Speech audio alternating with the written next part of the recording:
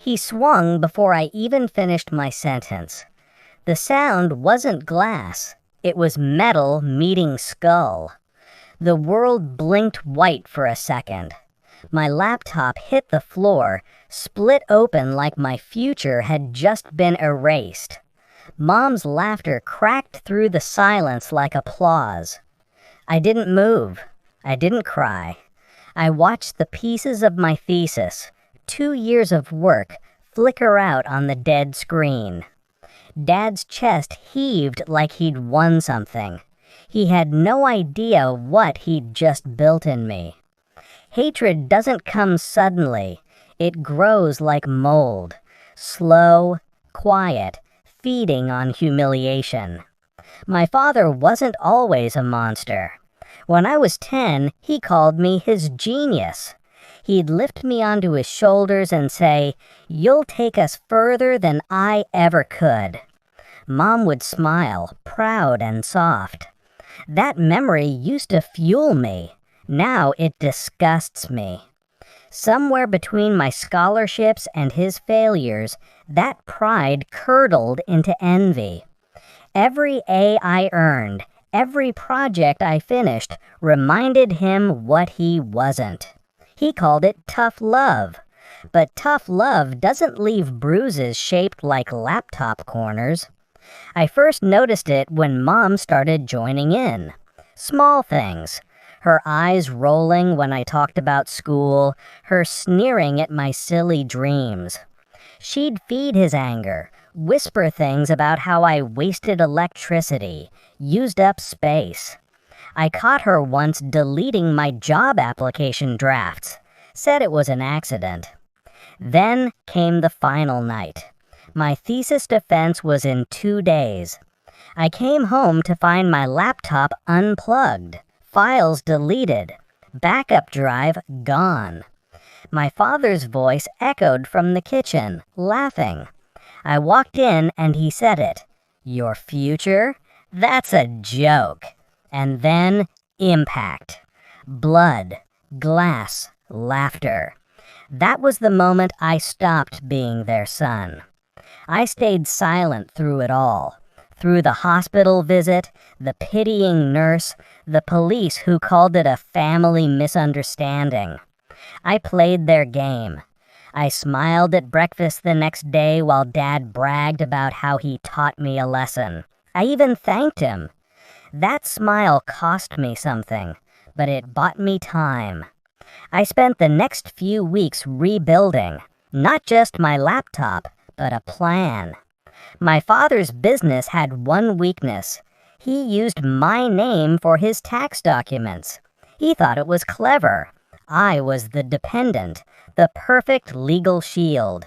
He forgot I studied computer systems. He forgot I had access to his records. I didn't, not until that night. I started by mirroring his entire financial network. Every fake invoice, every undeclared account, copied, labeled, and archived. Then, using his own signature templates, I rerouted his transactions into a dummy account. His, but not really. I let the transactions flow for 2 months. Enough time for the trail to build, enough for it to look intentional. Next, I uploaded the files to the tax authority's whistleblower portal, anonymous. I wrote the message as if from a disgruntled employee. Detailed, convincing, cold. Mom was easier. She'd always loved posting photos, expensive jewelry, luxury dinners. I used her own posts to timestamp and match the spending with stolen funds from Dad's accounts. Every caption was evidence. Then I waited. The knock came at 6:27 a.m. Dad opened the door half asleep, shirt unbuttoned, coffee in hand. The officers didn't even give him time to finish his sentence. "Mr. Khalid, you're under arrest for tax fraud and embezzlement." The mug clattered on the floor. Mom froze behind him. Her face, The shock, the confusion, the denial was beautiful. They looked at me as the officers led them away. Dad's voice cracked through the chaos. "You did this?" I met his eyes. Calm. "No," I said. "You did." That was the truth. I only turned the lights on. He was the one standing in the dark. The house was quiet after that, empty, except for the hum of the fridge and the faint echo of their chaos still clinging to the walls. I retrieved my backup from a hidden drive, the one I'd stored months ago when I still had hope they'd change. My thesis loaded perfectly. I submitted it that night with a short note to my professor. Submission delayed due to family matters.